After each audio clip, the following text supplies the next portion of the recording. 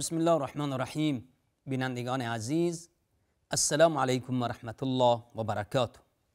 در سوره مبارکه یوسف علیه السلام بودیم. آیه 5. خداوند در آیات قبل فرمودند که در 3 آیه اول در مورد قرآن صحبت فرمودند که قرآن دارای این ویژگی است که وحی است از سوی خداوند و زیباترین سرگذشت ها که در اون عبرت هاست، میتونیم از اون درس ها بگیریم و چراغ هایی در مسیر زندگانیمون قرار بدیم. فرمودن که قرآن دارای این ویژگی است. در خواهد اومد که میفرمایند که در سرگذشت یوسف و برادرانش نشانه هایی است، آیاتی است، حکمت هایی است، درس هایی است برای کسانی که میخوان دنبال حقیقت هستن، میخوان بفهمند. پس این ویژگی قرآن رو در 3 آیه اول ذکر فرمودند و بعد صحبت فرمودند از یوسف علیه السلام که در خواب دید که 11 ستاره و ماه و خورشید برای او سجده میکنند. پدر وقتی که این رؤیا را شنید، پی برد به مقام و منزلتی که یوسف علیه السلام در آینده خواهند داشت.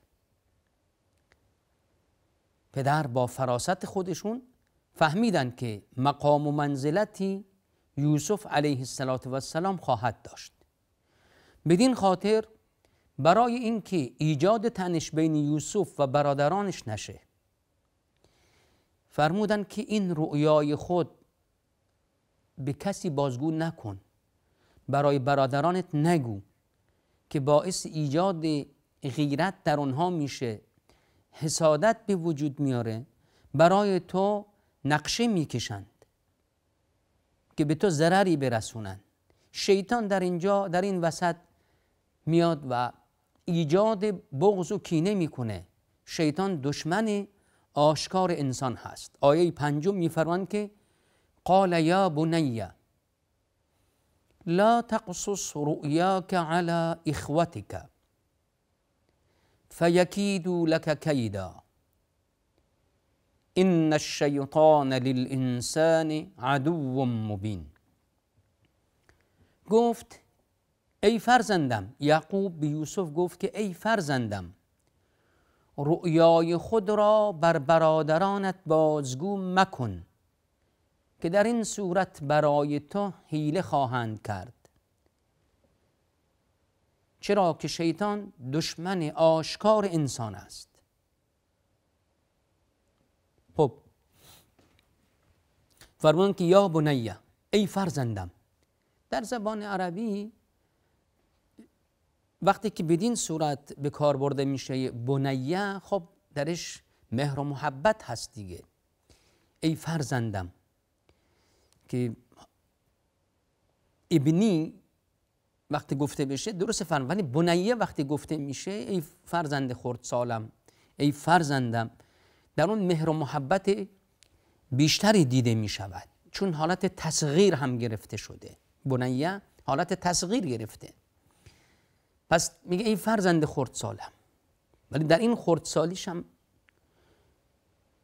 انسان عاقلی بود، فهمیده‌ای بود که پدر داره بهش میگه که آن چیزی که در خواب دیدی دیگه بازگو نکن، به برادرات هیچ نگو، که در این اگه بازگو کنی خب برات نقشه میکشن. گفتیم که لا تقصص، با قصه گفتیم به معنای بازگو کردن هست، یعنی آن چیزی که رخ داده حقیقت همون گونه که رخ داده بازگو کنی. احسن القصص هم گفتیم همین هست. قرآن قصص دارد، قصه ندارد. قصص قرآن یعنی آن چیزهایی که رخ داده و عین آن چیزی که رخ داده خدا برای ما بازگو میکند، نقل میکند. اما قصه خب درش حق و باطل هست، خیال هست، وهم هست، چیزی که اصلا رخ نداده هست. اما قصه به معنای بازگو کردن آن چیزی که رخ داده است. خب فیکیدو لک کیدا، کید در حقیقت یک برنامه ریزی پنهان هست، عملی پنهان کردن، عملی که به ضرر دیگری است و در پنهانی انجام دادن هست. این کید هست. کید عمل پنهانی که به ضرر دیگری خواهد بود، اینو بهش میگن کید. یعنی آشکار نمیکنه، پنهانی میاد این کارش رو انجام میده، این بهش میگن کید. فیکیدو لک کیدن، تأکید شده باره کیدن آورده که میخواد بگه یک کیدی بزرگی برای تو میکشند که ضرر سنگینی به تو برسونند. و خواهیم دید که وقتی جمع میشن، صحبت میکنن، مشورت میکنن که با یوسف چه کار کنیم، واقعا کید سنگینی بود. کشتنش بود یا در بیابان رها کردنش بود، که یکی دیگه انصافش بیشتر بود، گفت که نه، نمیکشیمش، نه در بیابان رهاش میکنیم، بلکه اونو در داخل چاه میذاریم. کسانی که میان، قافله هایی که رد میشن، اون همراه خودشو میبرن. پس یعقوب علیه السلام اینجا میخواد جلوی ضرری که امکان داره به یوسف برسد بگیرد. خب نمیتونه آن چیزی که در خواب دیده جلوشو بگیره، ولی تنها میتونه میگه که با بازگو نکردن آن جلوی ضرری که دیگران به تو میرسونند بگیره. نه که قبلا هم گفتیم که رسول الله صلی الله علیه وسلم فرمودن انسانی که خواب بدی دید با هیچ بازگو نکند، بلکه از طرف چپش 3 بار بدمد و به خدا از شر شیطان پناه ببرد. خواب خوب هم که دید انسان برای هر کس بازگو نکند. فیکیدو لک کیدا، اساسش این هست. هر خواب خوبی هم نبایستی برای هر کس گفت، چرا که فیکیدو لک کیدا. خواب خوبی دیدی برای کسی که واقعا دوستش داری، میدونی که خیرخواه توست، بازگو کن. برای دشمنت هیچ وقت بازگو نکن. فیکیدو لک کیدا ان الشیطان للانسان عدو مبین. خیلی جالب هست در همین جایی که یعقوب داره فرزندش رو سفارش میکنه، میگه که تو برای برادرانت بازگو نکن، من این نیست که بار دیگه ایجاد دشمنی کنه بین یوسف و برادرانش، که یوسف بگه که اینا دشمنان من هستن، با من بد خواهند بود، همیشه از اونها بر حذر باشد. چرا که یعقوب علیه السلام وقتی که این رؤیا را از فرزند خودش شنید، فهمید که یک شخصی عادی نخواهد بود و به مقام نبوت خواهد رسید. در این مقام هر که برسه مقام گذشت هست، صبر می کند. همان گونه که یوسف علیه السلام بعد از این همه بدی هایی که از برادرانش دید و این همه سختی هایی که در مسیر زندگیش کشید، از زمانی که به بردگی رسید، اومد تو قصر، تو زندان، و بعد الان اومده به حکومت رسیده، قدرت داره، به برادرانش چی میگه؟ میگه که لا تثریب علیکم اليوم یغفر الله لكم و هو ارحم الراحمین. هیچ ملامتی و مذمتی بر شما نیست، ناراحت نشید، خداوند شما را بیامرزد، خداوند ارحم الراحمین هست.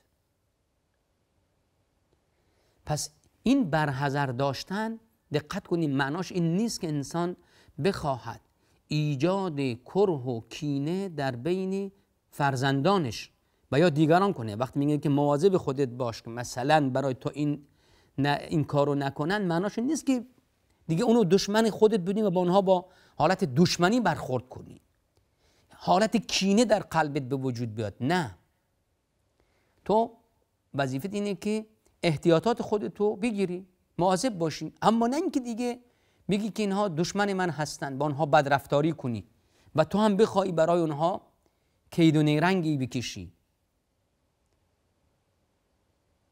این به هیچ عنوان مد نظر یعقوب علیه السلام و مد نظر آیه نیست.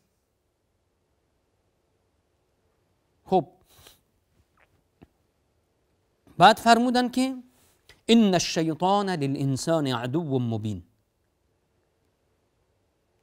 علتو میگه که چرا بازگو نکن که برادرانت برات کید و نیرنگ میکشن، به خاطر اینه که شیطان دشمن آشکار انسان هست.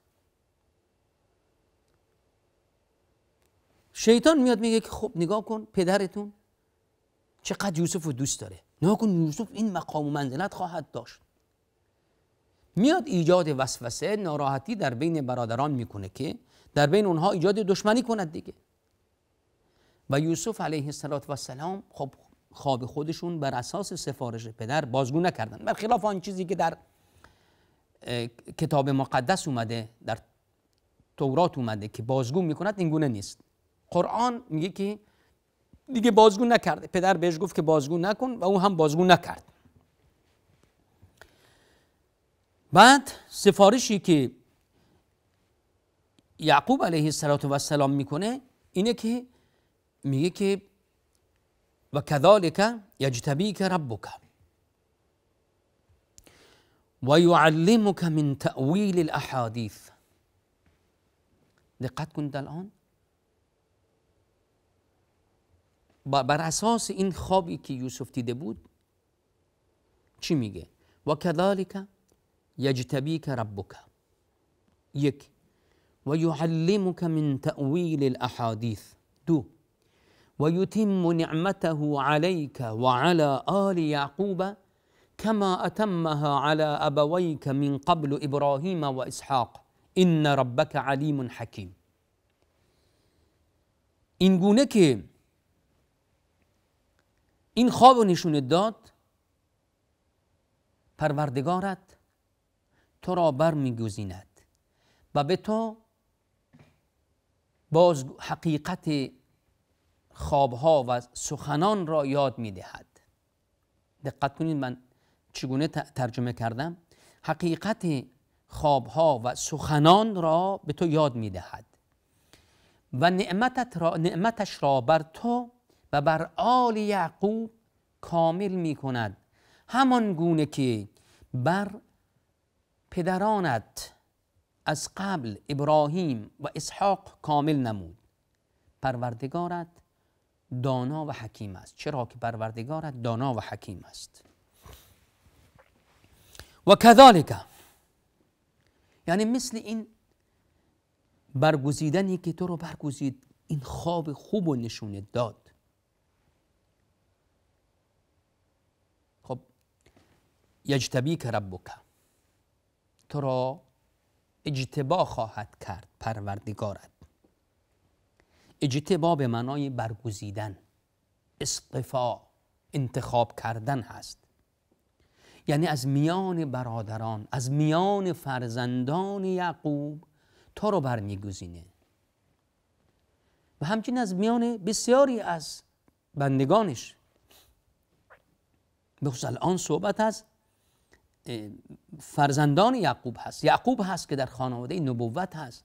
میگه که خداوند تو را برمیگزیند، چرا که الان یعقوب علیه السلام بر اساس این رؤیا، این خوابی که یوسف دیده بودن، فهمیدن که خداوند او را برخواهد گزید در آینده. حضرت یعقوب یقین نداشت، اما بر اساس این خوابی که دیده بود یوسف به این نتیجه رسید که خداوند او را برخواهد گزید. پس یجتبیک ربک، بر اساس این خواب تو را برخواهد گزید. و یعلمک من تأویل الاحادیث. تأویل یعنی این که قبلا هم گفتیم که آن چیزی که حقیقت یک چیزی که انسان شنیده یا دیده، حقیقت اون رخ دادن در عالم واقع. الان در همین خواب یوسف علیه السلام گفت که 11 ستاره و ماه و خورشید برای من سجده کردند. وقتی که یوسف حاکمیت مصر رو به عهده گرفتن، پدر و مادرش و برادرانش اومدن از صحرا، از بادیه و رفع ابویه علی العرش و بعد همه برابر یوسف سجده کردن، گفت که چی؟ هذا تأویل رؤیای، این تحقق بخشیده شدن به آن خوابی است که من دیدم. خوابم تحقق پیدا کرد در عالم واقع الان. این تأویل هست. و ما یعلم تأویله الا الله، یعنی حقیقت این چیزها جز خدا نمیدونه که قیامت چگونه هست، چگونه رخ خواهد داد. اینها ما نمیدونیم. حتی حقیقت فرشتگان نمیدونیم، چگونه رخ خواهد داد نمیدونیم، چگونه همه جمع میشیم نمیدونیم. حقیقت آن جز خدا نمیدونه. وظیفه ما تسلیم شدن هست. پس این معنای تأویل است. اما احادیث و یعلمک من تأویل الاحادیث، احادیث میتونیم بگیم که جمع حدیث هست، یعنی به معنای چیزی که رخ داده، تازه رخ داده. معنا چیه در این صورت که تأویل احادیث؟ یعنی اینکه انسانی است که حکیم خواهد بود، میدونه که این حادثه رخ داده، اسبابش چی بوده، چه چیزهایی در پی خواهد داشت. این بهش میگن حکمت در حقیقت. پس برگرداندن این حوادث، اون چیزهایی که رخ داده، به علتش و اسبابش، درک حقایقش، که همون معنای حکمت هست گفتیم. این یک معنای تأویل احادیث هست. و احادیث میتونیم بگیم که به معنای تأویل خواب، آن چیزی که انسان در خواب میبینه. چرا که کسی که در خواب میبینه اونو میگه. و هر دو معنا در اینجا میتونیم بگیم که مد نظر یعقوب علیه السلام هست. این آیه شامل، این کلمه شامل هر دو میشه. شامل هر دو میشه که میتونی از اون چیزی که رخ میدهد بفهمی که جریان چیه، انسان حکیمی هستی، و همین که تأویل رؤیا میکنی، تأویل خواب میکنی. هر دو معنا در اینجا مد نظر هست. پس و یعلمک من تأویل الاحادیث، دو چیزشو گفتیم. یکی که خداوند تو را برمیگزیند که به مقام نبوت میرسی. دوم تأویل احادیث یادت میدهد. پس یک علم است، میگه یک علم هست. دقت کنید، یعنی که خدا یادت میدهد. خب وقتی ما تموم شد، انشالله در برنامه بعد ما در مورد سومین نعمتی که یوسف علیه السلام یاد کرده صحبت خواهیم کرد و آیه را و یا آیه بعدی را با هم دیگه مورد بحث و بررسی قرار میدیم. و السلام علیکم و رحمت الله و برکاته.